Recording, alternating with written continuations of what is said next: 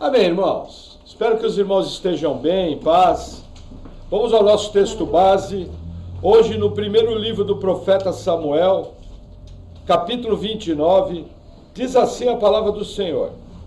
E ajuntaram os filisteus todos os seus exércitos em Afeque, e acamparam-se os israelitas junto à fonte que está em Gisreel. Até aqui. Vamos orar pela palavra. Senhor, eu oro em nome de Jesus, te agradecendo por tua palavra e pedindo, Senhor, que o Senhor venha com a tua graça, me capacitando a transmitir a palavra de maneira bíblica e que os meus irmãos possam estar aprendendo de ti nessa noite. Vem com o teu poder, com a tua graça, edificando a tua igreja. Em nome de Jesus, amém. Amém, irmãos. Veja, entramos no capítulo 29, estamos chegando assim no auge do primeiro livro de Samuel. Lembrando, no último capítulo, Saul, numa atitude desesperada, vai procurar uma feiticeira para tentar ter uma orientação da parte de Deus. E Saul recebe uma palavra extremamente dura, uma palavra de juízo, uma palavra de morte. Por quê? Porque os filisteus se organizaram de maneira grandiosa, numa das maiores batalhas do Antigo Testamento. E aí o que acontece? Após abrir esse parêntese de mostrar o que aconteceu com Saul, a narrativa volta para a mesma posição do início do capítulo 28, quando os filisteus se organizaram. O que o escritor bíblico aqui está querendo mostrar? Ele está querendo mostrar ao mesmo tempo o final do reinado de Saul e o início do reinado de Davi. Então é como se fosse num filme que fecha uma cena e abre a outra. Daí a outra cena fecha e aqui abre. A narrativa aqui vai voltar para Davi. Por quê? Porque no começo do capítulo 28, o rei filisteu Aques chama Davi para guerrear contra Israel. E chama Davi para ficar na retaguarda do exército filisteu. Veja que situação interessante. Lá atrás, no livro de Samuel, Davi levou seus pais para o rei de Moabe tomar conta. Quando ele estava numa cidade fortificada de Moabe, Deus dá uma ordem para Davi. Vai para Judá. E Davi vai para Judá. Só que por 7 anos, Saul faz uma caçada terrível contra Davi, aquela lâmpada ali. E aí o que acontece? Num determinado momento, o desânimo chega na vida de Davi.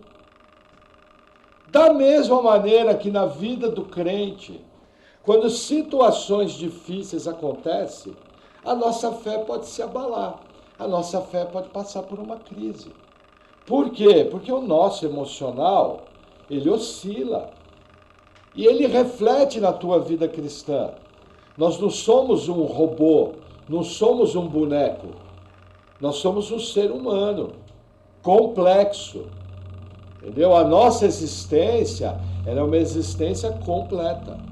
Então é normal, quando coisas ruins acontecem, pode acontecer de haver um desânimo. E aí o que Davi faz? Ele desobedece a Deus saindo de Judá e indo trabalhar como mercenário para o rei Aquis. Aí ele se estabelece numa cidade da fronteira, chamada Ziclag. E em Ziclag ele começa a fazer um tipo de uma operação limpeza. E ele começa a atacar todos os inimigos do sul de Judá, como se estivesse fazendo uma preparação para o seu reinado. Ele começa a limpar toda a área.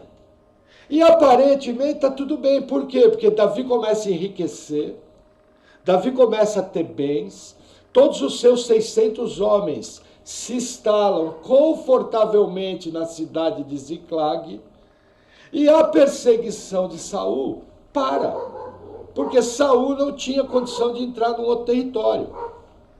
Mas nós não podemos esquecer que havia uma palavra de Deus para Davi. Vai para Judá. E que Davi, ao sair de Judá, ele se afastou do plano original de Deus. Lógico, na sua sabedoria, Deus é econômico. E ele lida com todas as circunstâncias para cumprir o seu propósito.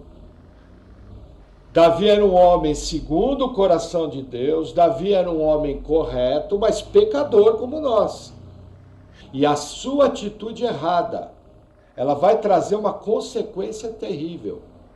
Porque olha o que vai acontecer aqui. Davi está marchando ao lado do pior inimigo de Israel para guerrear contra Israel. E o curioso é que a Bíblia não nos diz o que Davi pretende fazer. Veja, Davi era um homem astuto, Davi era um homem esperto. Eu imagino que Davi não ia guerrear contra Israel. Eu imagino que Davi ia dar um jeito de escapar, mas a Bíblia não diz, não tem uma pista. Entendeu? E aí o que acontece? Quando Davi é convocado, ele é mercenário, ele tem que ir. Senão o rei Aquis vira, peraí, o que você está fazendo até aqui agora? Ele criaria um problema político com o rei. Entendeu? Então ele vai marchar junto. Só que aqui acontece algo maravilhoso. A providência de Deus entra.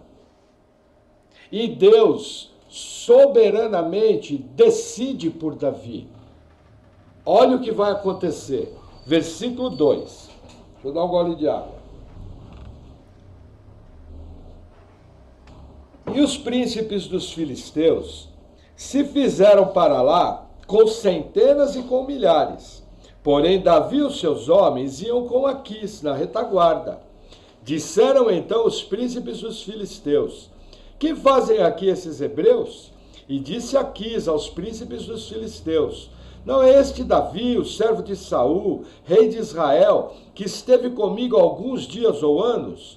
Coisa nenhuma achei nele desde o dia que se revoltou até o dia de hoje. Porém, os príncipes dos filisteus, muitos se indignaram contra ele, e disseram-lhe os príncipes dos filisteus: faze voltar esse homem, para que torne ao lugar em que tu o puseste, e não desça conosco a batalha, para que não se torne nosso adversário na batalha. Pois com que poderia esse agradar o seu senhor? Porventura não seria com as cabeças desses homens?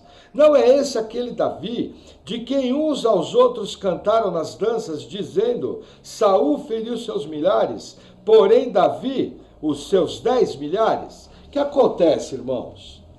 Os filisteus não eram bobos. E esses príncipes filisteus enxergaram algo que Aquis não enxergou. Os príncipes filisteus enxergaram o óbvio.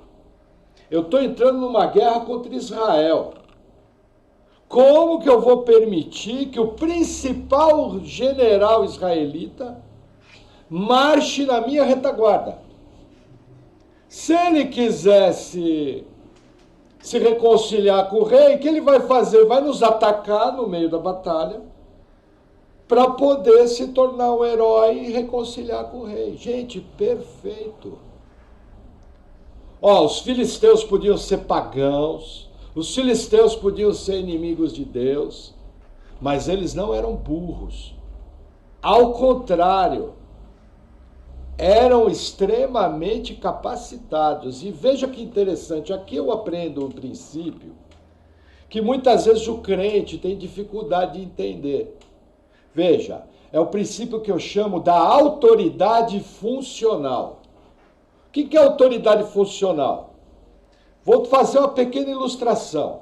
Imagina que você tivesse que fazer uma cirurgia, que acontece hoje em dia, no qual o seu coração ia ter que ser retirado do corpo. E aí ele teria que ser aberto e limpo por dentro. Uma cirurgia extremamente séria, concorda? Essa cirurgia acontece, é mais comum do que a gente pensa. Eu pergunto, você escolheria para fazer um médico ateu, extremamente capacitado, o melhor cirurgião naquela área, ou você escolheria um médico crente que estava começando a operar para fazer a cirurgia em você? Qual que você escolheria? Eu vou dar a resposta por mim. Pelo princípio da autoridade funcional, eu escolheria o médico ateu e confiaria que o Deus que eu sirvo iria capacitar ele para a manutenção da minha vida e fazer uma boa cirurgia. Da mesma maneira, se você fosse construir uma igreja, na qual você ia colocar lá embaixo centenas de crentes, você faria a escolha do engenheiro e do mestre de obra por ele ser crente ou por ele ser competente? Aí é que mora o princípio da autoridade funcional.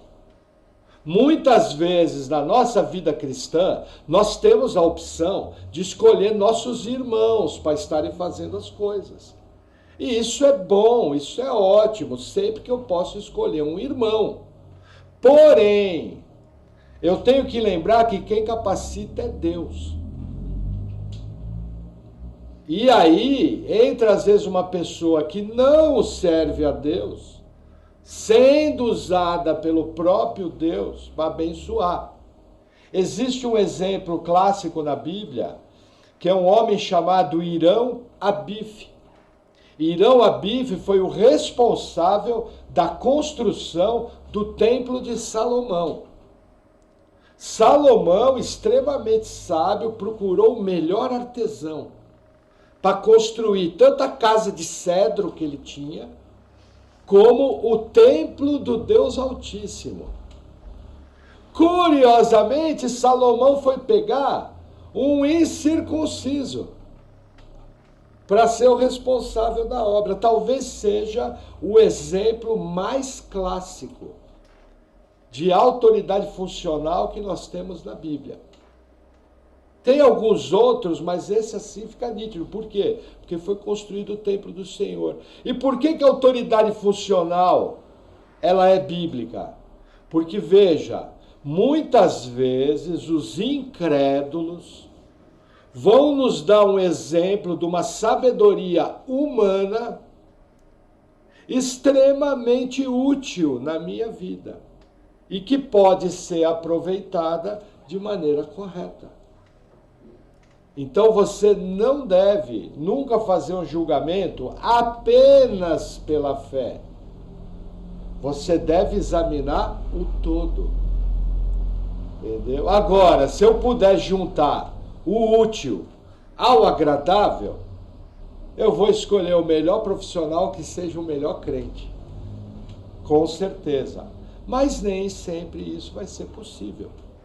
No caso aqui, a gente vê homens ímpios agindo com uma sabedoria extrema. Eu já vi na minha vida muita gente que não serve a Deus tendo uma habilidade natural tremenda. Por quê?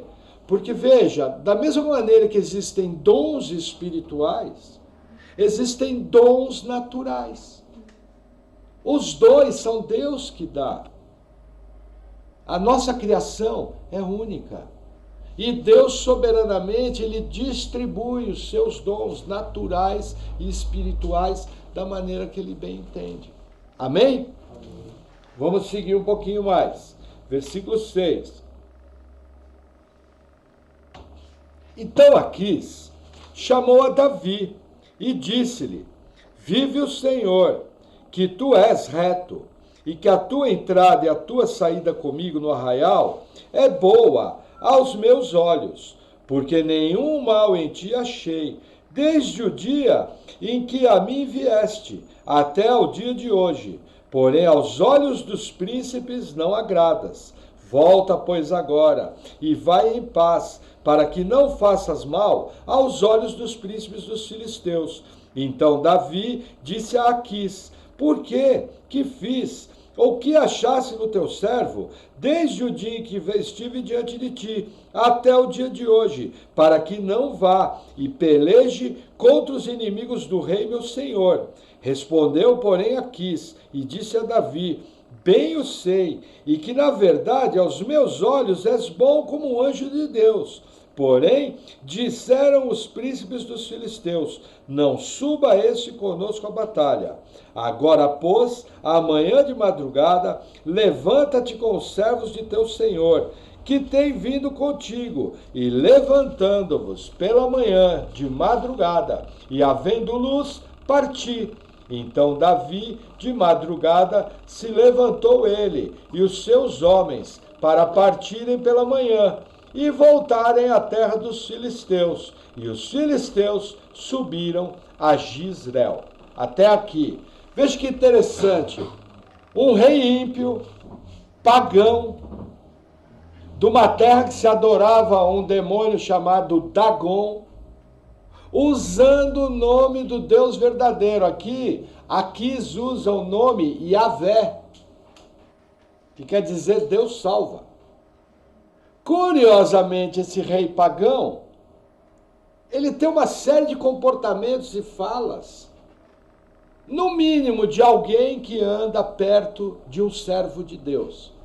Pode perceber, quando o servo de Deus de verdade chega num lugar e começa a conviver naquele lugar, o ambiente tem que mudar. Quando o servo de Deus que influencia é uma pessoa de palavra temperada, é uma pessoa que fala as coisas do Senhor, é uma pessoa correta, até para falar besteira as pessoas do seu lado ficam quietas. Porque existe um princípio: ou você influencia, ou você é influenciado. Ou você faz diferença onde você está, ou o lugar que você está vai engolir você. Se você na sua vida, no seu local de trabalho, quando alguém for falar uma besteira, chegar do seu lado e falar: desculpe a palavra, tenha certeza, você está influenciando. Porque a pessoa sabe que ali tem alguém que serve a Deus. Agora, infelizmente, o que acontece? O crente está no seu trabalho. E aí contam uma piada suja. Uma piada errada. Sabe uma anedota? Piada. E aí você ri de algo pecaminoso. Acabou de perder o respeito. Eu do meu lado, se a pessoa conta piada suja, eu faço assim. Fico olhando com essa cara simpática. Entendeu? Todo mundo rindo, eu tô assim. Agora tem crente que com vergonha de se posicionar. Sabe? Isso aí é ter um comportamento de geleia. A geleia, ela se molda ao pote que é colocada. Romanos 12 fala o seguinte: não vos conformeis com esse mundo. O que é conformar ali? É tomar a forma. Se você tem forma de crente, quando o mundo tentar te colocar na forma do mundo, não vai encaixar, vai bater. Porque é incompatível.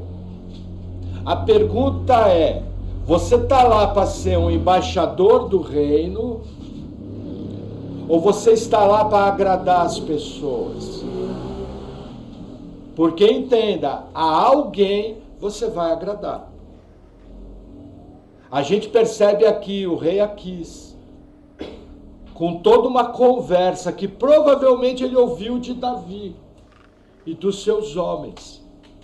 Porque como que o rei pagão, adorador de ídolos, vai invocar o nome do Senhor?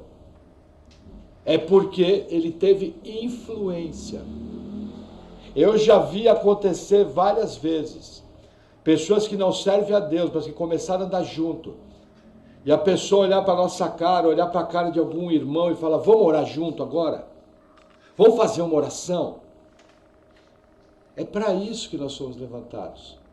Nós somos embaixadores do reino, a gente tem que fazer a diferença. Enquanto podemos fazer isso publicamente.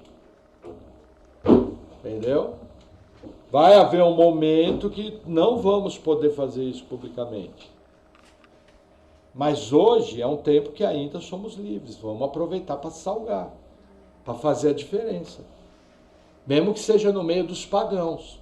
Amém? Capítulo 30.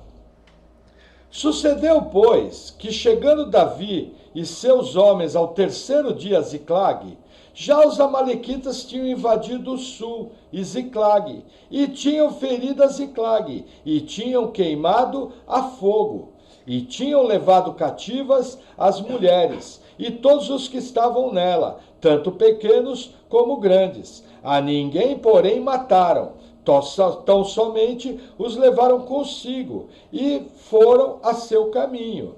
E Davi e os seus homens chegaram à cidade, e eis que estava queimada a fogo, e as suas mulheres, seus filhos e suas filhas tinham sido levados cativos. Então Davi e o povo que se achava com ele alçaram a sua voz e choraram, até que neles não houve mais forças para chorar. Também as duas mulheres de Davi foram levadas cativas, Ainoã, a Gisraelita, e Abigail, a mulher de Nabal, o Carmelita. E Davi muito se angustiou, porque o povo falava de apedrejá-lo, porque a alma de todo o povo estava de amargura, cada um por causa dos seus filhos e das suas filhas. Todavia Davi se fortaleceu do Senhor, seu Deus. Até aqui. Vamos fazer uma pausa. Entenda. A guerra está acontecendo aqui. Davi sai do acampamento de manhã e Davi vai viajar por 3 dias. Nesse mesmo tempo, a guerra começou, a campanha militar aqui. A Bíblia está contando 2 histórias. Só que quando Davi chega a Ziclague, um dos inimigos históricos de Israel, que eram os amalequitas, que curiosamente Saul tinha que ter destruído todos. E Saul perdeu o reino, porque não destruiu todos os amalequitas e trouxe o despojo de guerra. Olha como as coisas estão ligadas. Uma atitude errada aqui na frente foi ocasionar sofrimento para o povo de Deus. Uma segunda atitude errada, que foi a de Davi, que se afastou 3 dias da sua cidade, com todos os seus homens. Os amalequitas vieram aproveitando o buraco, aproveitando a brecha. Queimaram toda a cidade. Davi perdeu sua casa.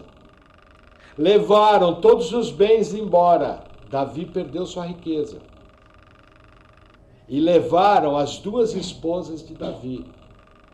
Davi perdeu sua família. De uma só vez, Davi perdeu tudo. Ficou pior do que quando foi para os filisteus. Percebe a consequência? E o que é pior, para agravar o assunto, Davi perdeu o respeito dos seus homens, que alguns deles estavam falando em apedrejá-lo. Perdeu tudo. Por que que isso aconteceu? Porque ele desobedeceu a Deus, saindo para ajudar. Curiosamente, no começo está tudo bem. Muito dinheiro no bolso, saúde para dar e vender. Só que numa solapada, Deus coloca tudo por terra. Porque nós temos que lembrar o seguinte, Davi foi ungido rei. Mas assim que ele foi ungido rei, ele teve um primeiro passo de herói nacional. Mas depois de ser herói nacional e ficar famoso porque casou com a filha do rei, Davi foi matriculado na escola do quebrantamento. Deus está tratando profundamente com o caráter de Davi. E esse aqui foi um dos mais duros golpes que Davi levou. E qual o motivo? Finalmente você volta a ouvir. Olha o final do versículo 6. Todavia, Davi se fortaleceu do Senhor seu Deus.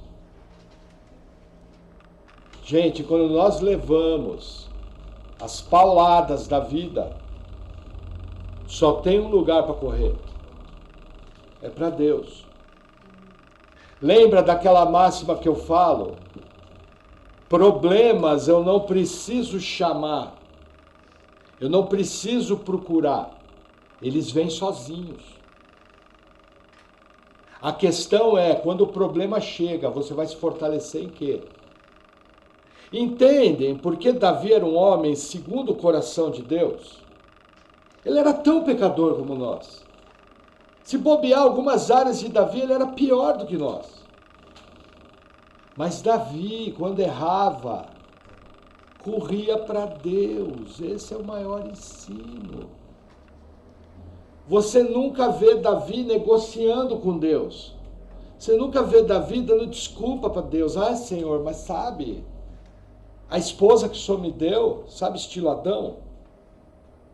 Ah, Senhor, mas sabe, a serpente que o Senhor criou, se o Senhor não tivesse criado serpente, ela não tinha me enganado. Se o Senhor não tivesse criado árvore do conhecimento do bem e do mal, eu não tinha comido. Então a culpa é da serpente e da árvore em consequência do Senhor. Foi o que Eva e Adão fizeram. E essa síndrome de pecador, de jogar culpa nos outros, está conosco até hoje. Não é muito mais fácil, quando vem a crise, se fortalecer no Senhor, perceber que errou e com toda a sua força buscar a Deus? Porque olha o exemplo que Davi vai nos dar, versículo 7. E disse Davi a Abiatar, o sacerdote, filho de Aimeleque: traze-me, peço-te, aqui o éfode. E Abiatar trouxe o éfode a Davi. O que era o éfode? O éfode era a estola sacerdotal, na qual estavam ligados o urim e o tumim, que eram as pedras que lançavam sorte. Lembra, Saul matou todos os sacerdotes, mas Abiatar, filho de Aimeleque, escapou. E quando ele escapou, ele trouxe a estola sacerdotal. A estola sacerdotal estava com Davi. Davi, quando veio a crise, se fortaleceu no Senhor e o que fez foi buscar Deus. Sabe o que tem muito crente que faz? Quando a tragédia vem, ele faz biquinho. Não vou mais para a igreja. Deus pisou na bola comigo.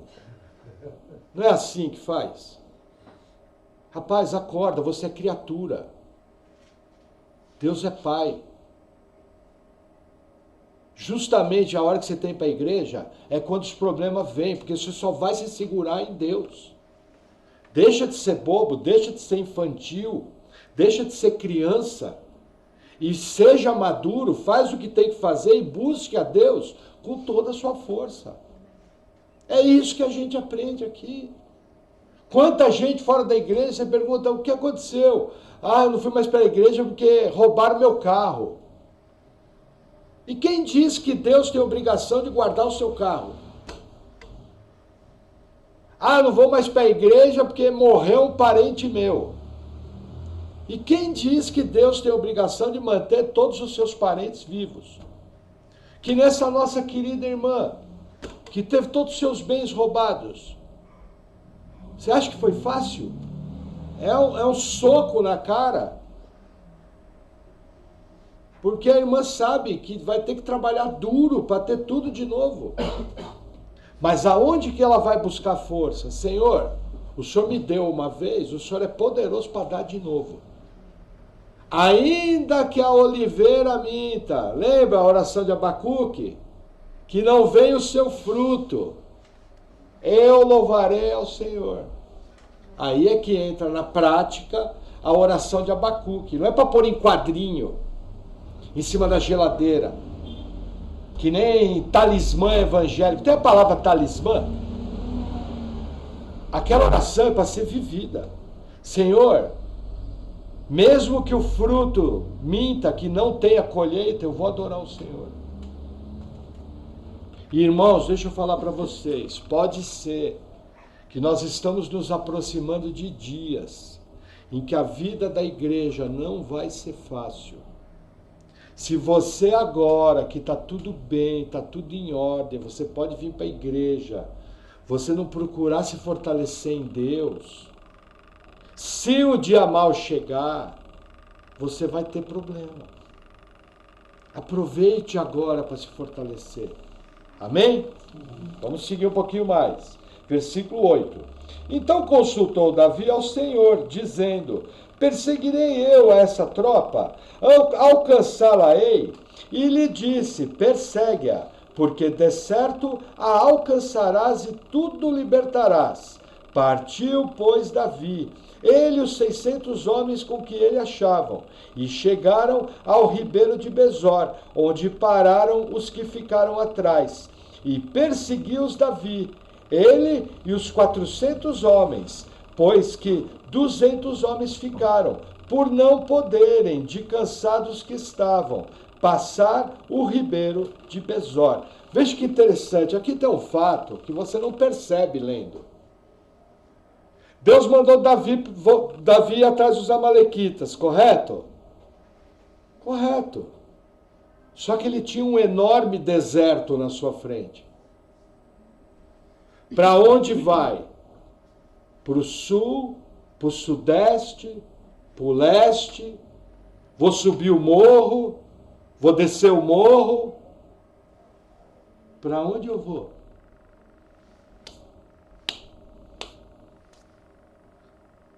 Só que Davi conhecia o agir de Deus. E assim que Davi tem uma palavra, de uma maneira que a Bíblia não informa, provavelmente pelo bom senso, Davi começa a seguir na direção do chamado ribeiro de Besor. Só que nós temos que entender o seguinte: esses homens viajaram 3 dias. Chegaram na cidade destruída, tiveram um golpe emocional terrível. E aí saíram continuando a viagem. Só que 200 deles estavam extremamente cansados e pararam no ribeiro. Entendeu? Só que Davi não tem nenhuma pista de aonde estão os inimigos. Mas, irmãos, eu tenho que lhe lembrar que quando eu tenho uma direção vinda de Deus, se essa direção for clara, for nítida, for bíblica, eu posso dar o passo, porque Deus vai colocar o chão embaixo. Só que de que maneira ele faz? Olha que interessante, a providência de Deus novamente. Versículo 11. E acharam no campo um homem egípcio, e o trouxeram a Davi. Deram-lhe pão, e comeu, e deram-lhe de beber água.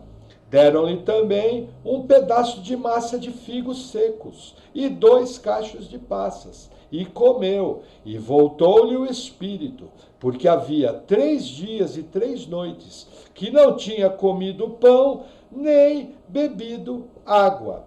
Então Davi lhe disse: de quem és tu, e de onde és? E disse o moço egípcio: sou servo de um homem amalequita. O meu senhor me deixou, porque adoeci há 3 dias. Vou fazer uma pausa. Olha que interessante. Esse homem ficou doente. Ele era egípcio. O que os homens de Davi podiam fazer? Apareceu o egípcio, mata. Só que por um princípio correto do seu comandante, eles trataram bem o homem egípcio. Mal sabiam eles que pela providência de Deus, aquele homem havia caído doente há 3 dias. Eu pergunto, quem é que pode curar? Alguém pode me ajudar? Quem pode curar? Quem é que pode trazer uma doença? Deus. Quem colocou o egípcio doente? Para quê? Veja, o dono dele abandonou ele. E ele está no meio do deserto, deixado para morrer. Ele resiste à enfermidade, só que ele não tem água. Aonde que ele vai buscar água? No ribeiro de Besor. Rio tem água? Ele conhecia a região. Enquanto o egípcio, que foi deixado para morrer, vinha em direção ao rio, Davi estava indo em direção ao rio, que provavelmente era um caminho natural. E aí a providência de Deus coloca na mão de Davi o homem que vai ser usado para a vitória de Davi. Gente, existem, são milhões de ligações, bilhões de ligações. De uma maneira que nós não compreendemos, Deus controla tudo. E está tudo conectado. Aonde? Na mente de Deus. Nós mal damos conta da nossa vida, porque senão o nosso cérebro derretia. Se fosse passar pela sua cabeça, a menor parte do que passa na cabeça de Deus fritava o seu cérebro. Você não teria estrutura para lidar. Só que Deus é soberano, Ele controla todas as coisas, de uma maneira que a gente não entende. E Ele faz todas as ligações. E Ele, na sua soberania, usa a enfermidade do egípcio, usa a maldade do guerreiro amalequita, porque é uma maldade deixar para trás. E a bondade do exército de Davi, e o bom senso de sobrevivência, tanto do egípcio como de Davi, para colocar os dois juntos, na hora certa, no lugar certo. Na sua vida, alguma vez, você já viu Deus colocar a pessoa certa na hora certa? Bastante. Isso chama-se providência e bondade de Deus. E não vão ser poucos os exemplos. Confie, quem crê, confia. E olha o que vai acontecer. Versículo 14. O egípcio falando: nós invadimos o lado sul dos Queretitas e o lado de Judá.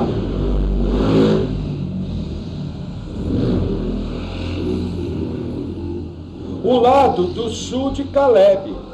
E pusemos fogo a Ziclag. E disse-lhe Davi: poderias descendo guiar-me a essa tropa?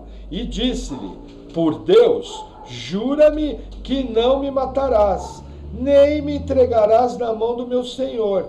E descendo, te guiarei a essa tropa. E descendo, o guiou. E eis que estavam espalhados sobre a face de toda a terra, comendo, bebendo e dançando, por todo aquele grande despojo que tomaram da terra dos filisteus e da terra de Judá. Olha que interessante, o egípcio tinha participado da campanha contra Ziclag e sabia exatamente onde estavam os amalequitas. Davi falou: você me leva até eles? Ele falou: se você poupar a minha vida, eu levo. E aí o egípcio, usado por Deus, leva Davi exatamente onde tem que ir. E aí Davi encontra os amalequitas como? Comendo, bebendo e dançando. Sabe o que os amalequitas estavam fazendo? Estavam fazendo o que não deve, longe da sua terra, festejando na hora errada. Aqui tem mais um ensino. Quantas vezes a gente não quer fazer festa numa época que não é para fazer festa, é para estar concentrado, é para estar de olho nos problemas, é para estar fazendo o que tem que ser feito. quietinho, como a gente fala aqui no Brasil, pianinho. Sabe? Tum, tum, tum, tum, tum. Entende? Foram fazer festa na hora errada, no lugar errado. Olha o que aconteceu. Versículo 17. E feriu-os Davi, desde o crepúsculo até a tarde do dia seguinte.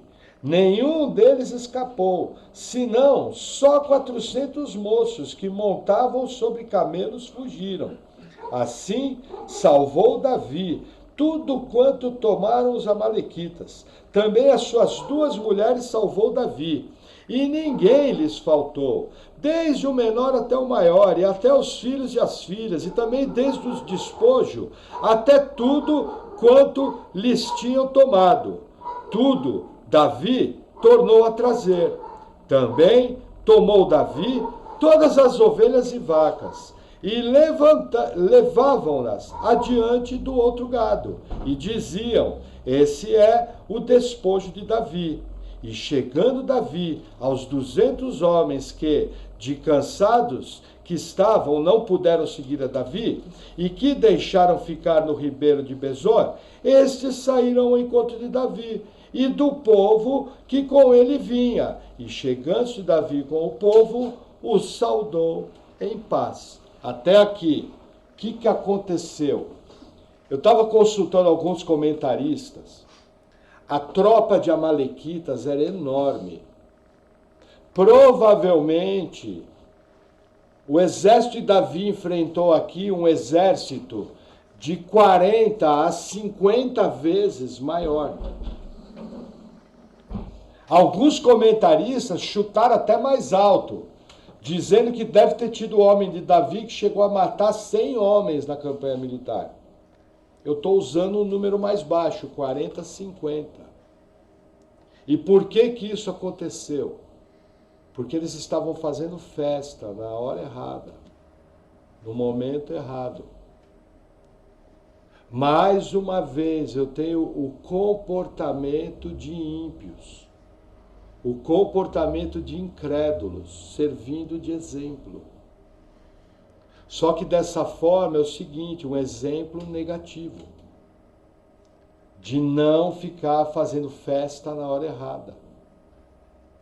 Entendeu? Agora, uma das aplicações desse texto, veja, na vida do crente. Deus usa de maneira soberana o nosso relacionamento com os incrédulos, o nosso relacionamento com os ímpios. Porque Jesus falou, não os peço que tires do mundo, mas que os livre de todo mal. A questão é, eu estou atento, de maneira bíblica, para aprender na escola de Deus o que Ele quer me ensinar nos meus relacionamentos com o mundo. Porque, irmão, muito crente acha que ao se tornar crente, Deus vai colocar ele no alto do morro, da montanha, e vai ficar com um cabelão desse tamanho, um barbão branco assim, e um cajado na mão. Virou o ermitão. Tem a palavra ermitão em espanhol? O que você está fazendo aí? Eu sou o ungido de Deus. Acorda, o próprio Deus, quando veio à terra, andava no meio do povo, no meio dos pecadores. Eu costumo dizer o seguinte, que o crente tem que ser que nem um peixe. Quando você vai comer o peixe, você limpa ele, você abre o peixe. Qual é o primeiro tempero que você põe no peixe? Sal. Correto? Alguém come peixe sem sal? Na Venezuela come peixe sem sal? Não. Concorda que peixe pode faltar qualquer tempero, menos sal. Aí eu pergunto, lá na Venezuela, o peixe mora onde? No mar. No mar da Venezuela tem o que mais? Sal. É assim que o crente tem que ser. Como um peixe. Ele vive dentro do mar. Mas o sal do mar não entra para dentro dele para contaminar. Ah, pastor, acho que eu não consigo. Ó, 2 coisas. Ou você está com frouxidão espiritual, entendeu? Ou se bobear, você nem nasceu de novo, nasceu. E está dando uma de crente. Enganando a você mesmo.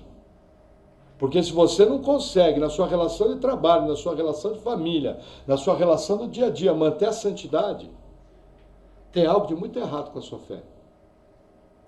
Porque entenda, Deus vai usar os seus relacionamentos com os ímpios para trabalhar o seu caráter. E para forjar você das mais variadas maneiras. Vocês sabem como é que um diamante é lapidado? O diamante é lapidado com pequenos cortes. Ele é podado. É diamante que fala. Ele é podado. Ah, isso aqui não está bonito, corta. Isso aqui também não está bom, corta. Aquilo lá está bom, corta. Deus usa a nossa vida cotidiana, nossa vida diária, para trabalhar com o nosso caráter. Amém? Essa é a primeira aplicação que eu tenho desse texto. Que mais que eu tenho aqui? Veja. Deus tirou tudo de Davi num golpe só, para trazer Davi de volta para casa. Será que precisa acontecer isso conosco? Vocês já leram no livro de Hebreus que se você está sendo disciplinado, dai graças porque você é filho. E Deus só disciplina os filhos. Se você não tem disciplina, é porque você nem filho é.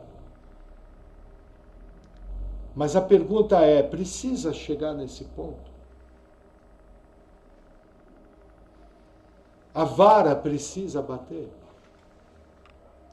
Com toda uma Bíblia escrita?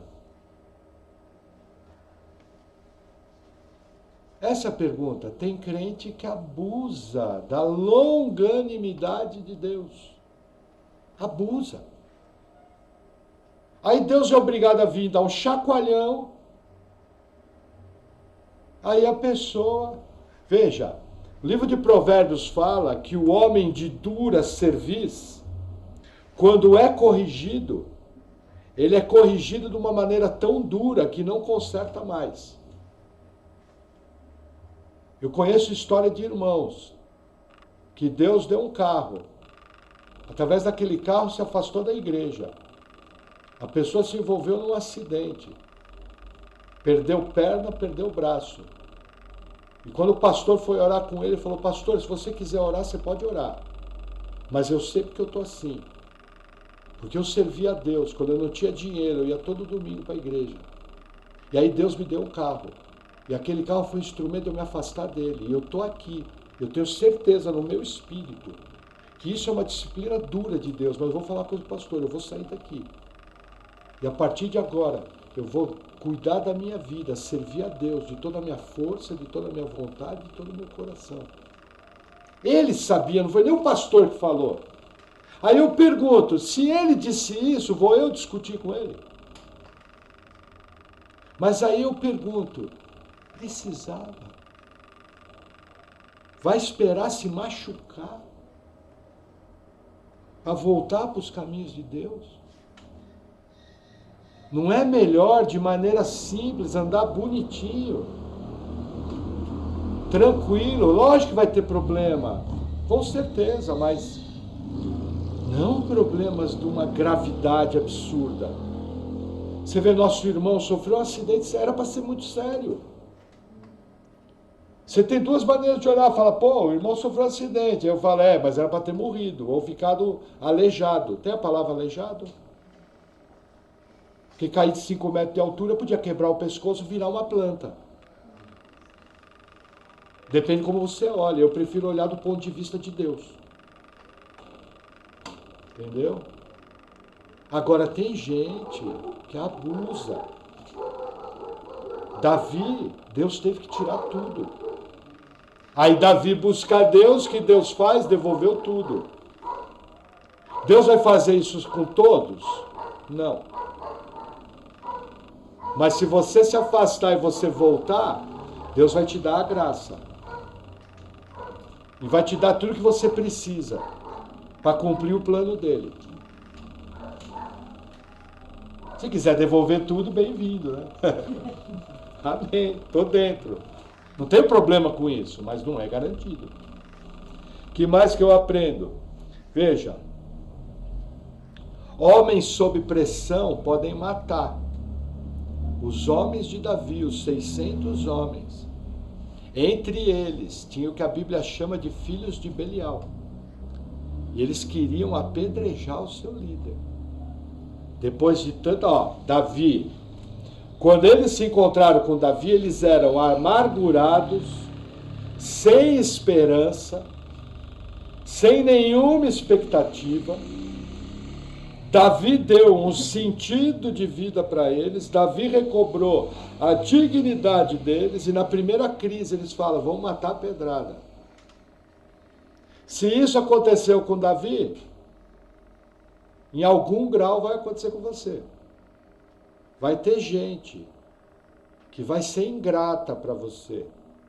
E na primeira oportunidade, ela vai te dar dor de cabeça. E você vai ficar decepcionado. Faz parte da vida. Segue no propósito. Amém? Que mais que eu aprendo aqui? Bom, isso é básico. Davi desobedeceu a Deus e teve consequência. Veja, existe uma teologia que não é uma teologia verdadeira. É a chamada teologia retributiva. É como se fosse uma matemática.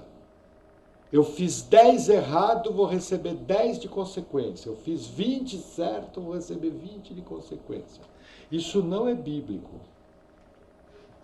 Quando o crente desobedece, algo ruim acontece, ok. Mas se Deus fosse tratar conosco com o cálice de juízo da maneira que nós merecíamos, não sobrava nada. A carta de Tiago ensina a misericórdia triunfa sobre o juízo. Isso já começa na nossa salvação. A nossa parte na nossa salvação era o inferno. A parte de Deus foi a graça.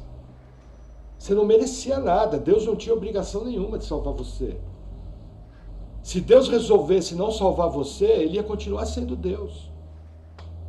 E você ia arder no inferno pelo resto da eternidade. Entendeu? Agora nós temos que ver, olha para trás.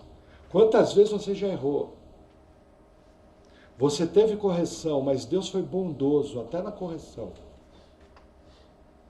Deus foi misericordioso. E tem coisa que nós fizemos, eu falo nós porque eu me incluo junto,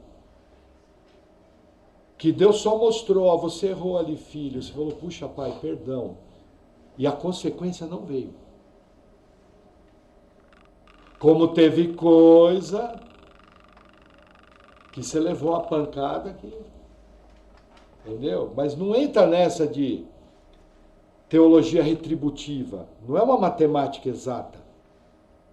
Confie na graça de Deus. Tenha temor de Deus, entendendo que o temor do Senhor é o princípio da sabedoria, entendendo. Se eu desrespeito uma regra espiritual, a consequência pode ser muito séria. Ou não. Deus é que sabe como lidar. Lembra que eu falo que se a gente fosse Deus, aquele botãozão vermelho, a gente já tinha apertado. Eu ia ser lindo. Apertei aqui, acabou tudo. Vai todo mundo para a glória, o resto vai tudo para o inferno. Mas não, Deus é... Sorte que eu não sou Deus. Eu já tinha feito aqui. Bum. Eu ia ser o primeiro. Que mais que eu aprendo aqui? Tá. O último ensino, veja. Numa atitude prática, Davi foi lutar uma guerra que não era dele. E quando ele foi lutar a guerra que não era dele, ele descuidou da sua própria casa. E a casa caiu. Cuidado com as guerras que você entra.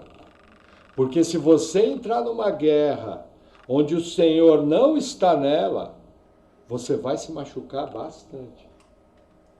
Tenha discernimento, oração, jejum, aconselhamento de pessoas sábias. Lute apenas as guerras que o Senhor colocou você para lutar. Porque quando Deus coloca você numa guerra, Ele garante o resultado. Porque Ele é Deus. Amém? Amém. Vamos orar? Senhor, obrigado por Tua palavra. Eu oro em nome de Jesus pedindo que o Senhor venha, Senhor, nos ensinando no nosso dia a dia como lidar com todas essas questões que vimos hoje.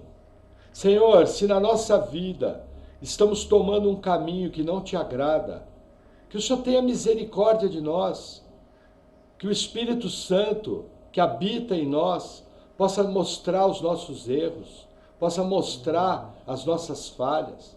Senhor, como diz o salmista, coloca a tua luz sobre a nossa luz. Precisamos de ti, precisamos do teu guiar, porque queremos, Senhor, acertar, queremos viver uma vida que te agrada, queremos estar no centro da tua vontade. Mas, Senhor, o Senhor sabe que somos pecadores, somos limitados. Infelizmente, algumas vezes, não vemos as tuas direções. Mas a nossa confiança, Senhor, é no teu poder, a nossa confiança é no teu braço forte, a nossa confiança é no teu amor, porque sabemos que o Senhor é um Deus que é Pai, que cuida de nós e que todas as coisas colaboram para o bem daqueles que amam o Senhor.